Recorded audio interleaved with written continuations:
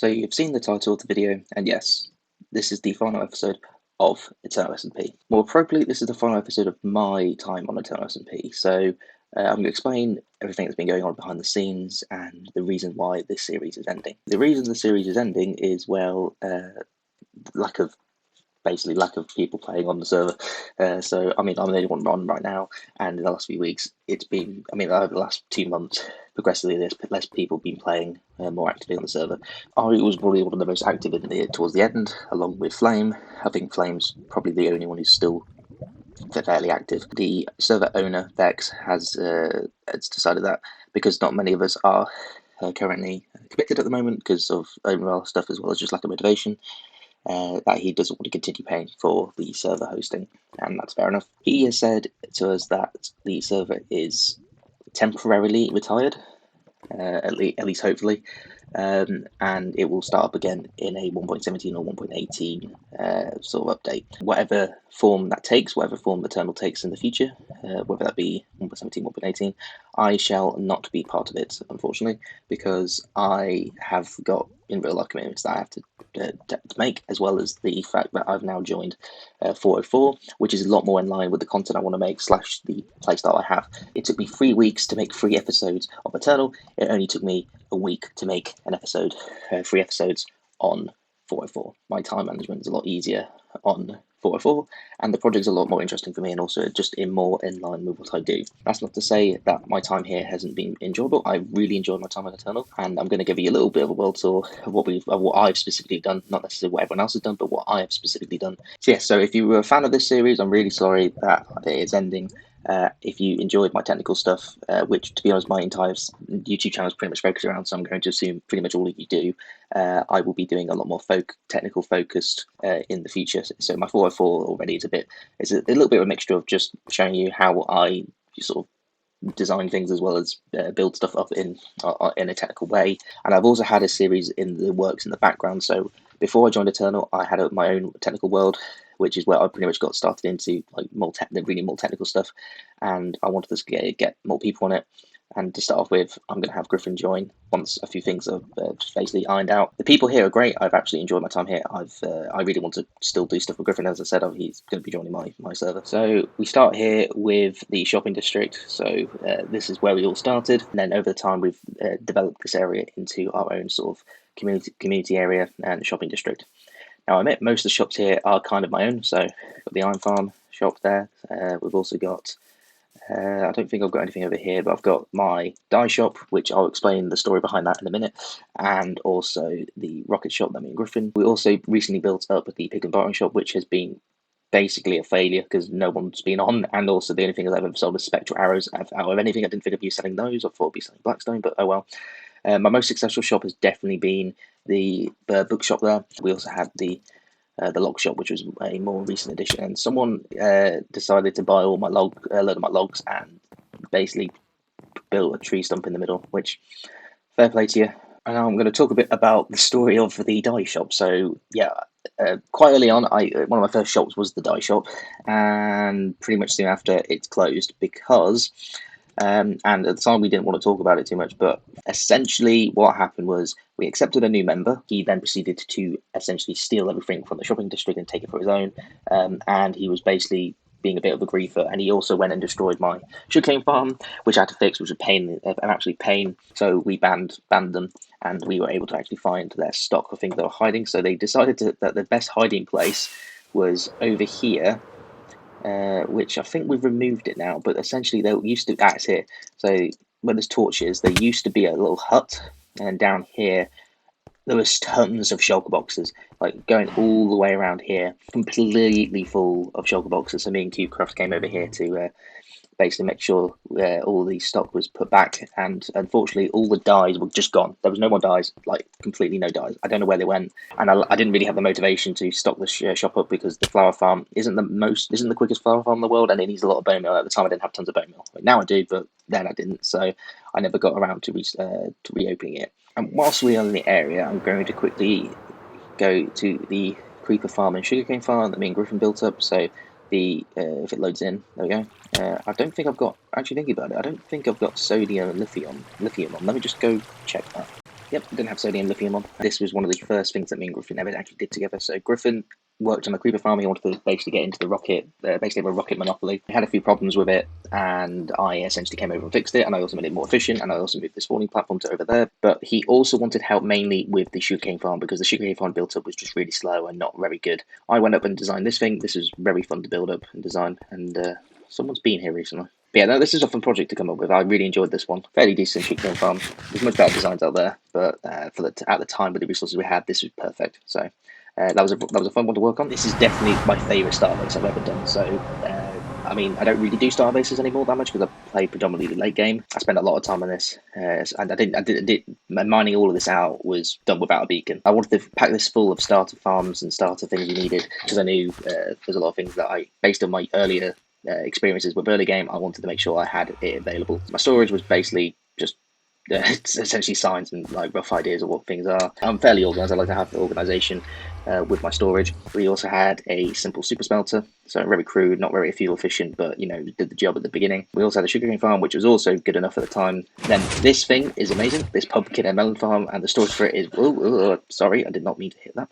As I was saying, the this melon and pumpkin farm is amazing. It's Il Mango's design, and it just gets you a ton of melons and pumpkins. Up there goes to my bedroom. Then we've got a crop farm here. We have Dinnerbone here, and Dinnerbone provided enough wool for us to start off with. Had a starter bee farm, which we used quite a lot to get to the honey farm that we built up. And then the cocoa bean farm. This is one of the most satisfying things in the world. Literally, press this button, pushes up, pushes back down, and then you can collect the cocoa beans and place them. And the cactus farm, pretty standard cactus farm you can do. It's pretty much the most efficient design. You only need to have this row of fences, and this row of fences. You don't need to spam loads of fences around. Even though that's easy to build, it's just more resource friendly. I mean, you saw cactus just went there, but yeah, it was found by Il Mango. He did a massive, basically scientific study on it. Looking at the relative efficiency of all the farms, he found this one to be the most efficient. And yeah, it got us enough cactus for our needs. Didn't need a ton. Really fun to work on this, and a lot of people have told me whenever they come into my base that this is one of their favourite starter bases on the server. So I really appreciated the positivity that came from this.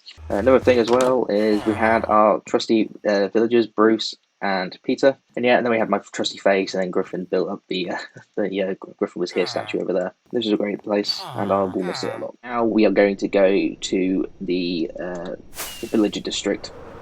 So I found that me and Newcroft built up, and this is definitely one of my favourite things I've ever done on the server as well. So yeah, the iron farm's decent rates. I think it was about 1,400 iron per hour. Yeah, no, it's fine for now. More efficient designs are out there, such as Nembomb's one, but I wanted to do my own one using pillagers. I have a more efficient iron farm on my server, which uses that module, like one of those, the iron farm up there. So actually, let's just go have a quick look at it.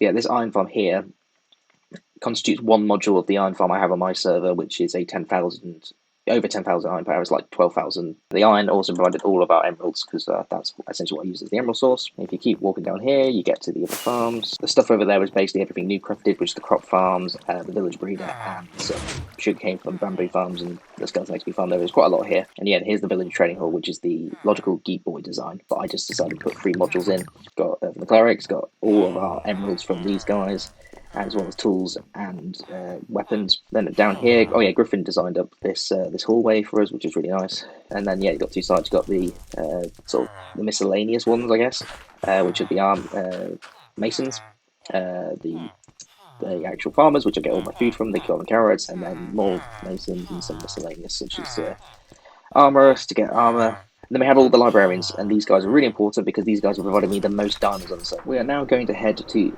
possibly the largest technical project I've undergone on this server. Essentially, we have the Il Mango 120k cobblestone farm, which is what we also have on 404. The tree farm here, which is my own design, my modest 4-type tree farm. There was also the super smelter here, which is essentially 320 furnaces, I think. It's not the most efficient design. I just quickly came up with it. The fuel source was charcoal, which is slightly inefficient for this particular design. I only used this a couple of times, actually. I didn't use it quite often. We also have the bone meal farm from the melon, essentially a massive melon field. Now, this would have worked great with a mod switch. The reason that this is such a mess here and there's broken things there is because Enderman kept getting in. There's the gold farm. This is Il Mango's and Glot's gold farm. Over here we have a portal, which originally I was planning to build some stuff over there. I can't actually remember what I was going to build, but here is the piglin mob farm, which I have a video about, so if you would like to see more about that, go check that out. Over here we have the starter piglin farm, which is basically one module of the Nembron's piglin farm. And we use this to get the items from the filters as well as all the soul speed books. So this is how I got the soul speed books for the shop. My FPS is going to suffer now because of all the entities here. But yeah, this is the piglin barring farm. It's essentially a Nembron design which I expanded to be larger, and I sent all the items to the overworld because why not? Here we are, right at the top of the world, which was stupid. It was very foolish to build it up as high as we did. And yeah, we got tons of storage. I also didn't build this properly, so this portal is slightly to the side here because it was like on a chunk border, and it caused some problems. It caused the server to crash because not all the chunks were loaded properly from the items falling in. So essentially, we could run the farm with one person in the nether because items are coming into this portal within 15 seconds of each other, so it would keep this entire area chunk loaded, and that was what allowed the storage system to work because all the storage was in fully loaded chunks. But over here was an area which wasn't fully loaded, or I think, was it there? Or was it somewhere? Anyway, it was somewhere else. Somewhere in this area, it wasn't fully loaded. There was tons of items there, the laser chunks. Now, if you've been watching my 404 series, there's a pattern here.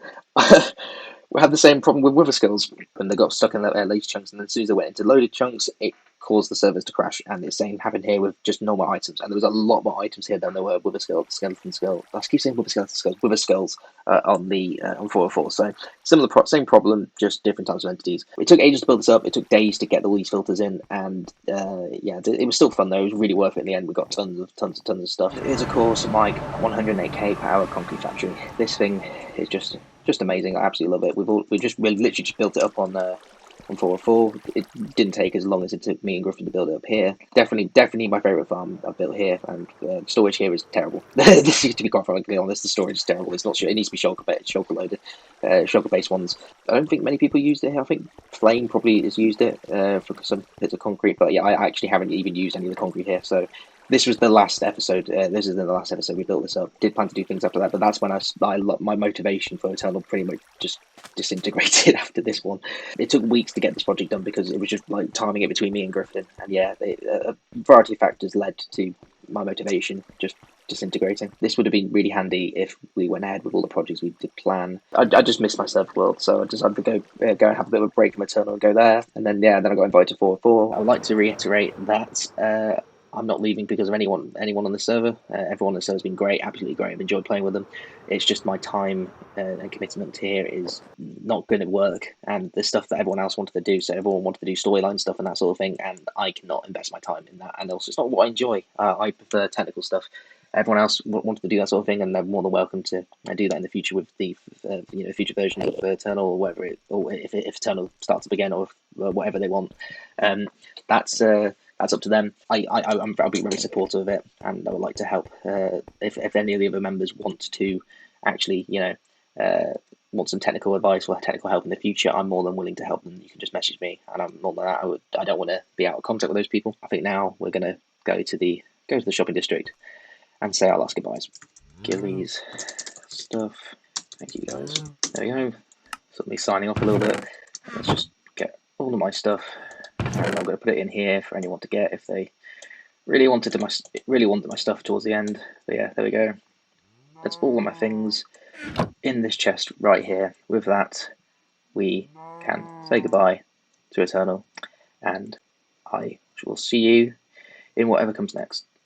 Goodbye.